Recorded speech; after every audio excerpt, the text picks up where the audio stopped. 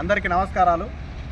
ఈరోజు బాలనగర్ ప్రభుత్వ ఆసుపత్రి ముందల పెండింగ్ జీతాలు చెల్లించాలని చెప్పేసి, అదే రకంగా వేతనాలు పెంచాలని చెప్పేసి డిమాండ్ చేస్తూ నిరసన కార్యక్రమాన్ని AITC Telangana medical contract workers union ఆధ్వర్యంలో నిరసన కార్యక్రమం చేసి ఆసుపత్రి సూపరింటెండెంట్ గారితో మాట్లాడడం, చర్చించడం జరిగింది.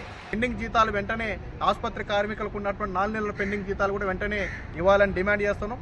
ప్రభుత్వం బడ్జెట్ విడుదల చేసి అక్టోబర్ దాకా బడ్జెట్ వచ్చినా కూడా ఇక్కడ ఉన్నటువంటి ఏజెన్సీ కాంట్రాక్టర్లు కార్మికులకు జీతాలు సకాలంలో జీతాలు చెల్లించకుండా ఇబ్బందులు పెడతా ఉన్నారు.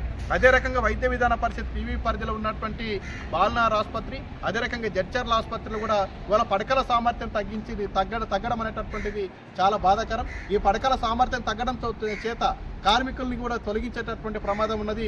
కార్మికుల జీతాలు కూడా కోతలు పెట్టేటటువంటి ప్రమాదం ఉంటా ఉన్నది. కేవలం 9,000 జీతాలు వేసినటువంటి నేపథ్యం ఉంటా ఉన్నది.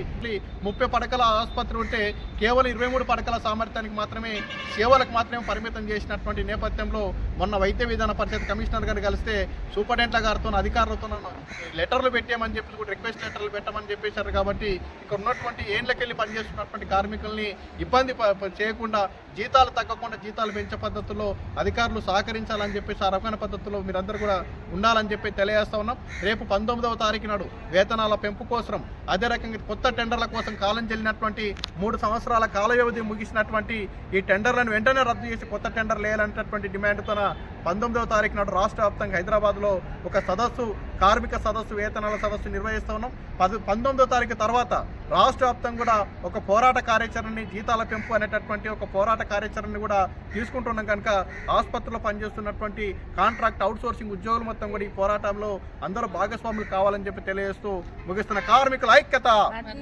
కార్మికుల ఐక్యత, కార్మికుల ఐక్యత. పోరాడతాం జీతాలు పెంచే వరకు, పోరాడతాం జీతాలు పెంచే వరకు.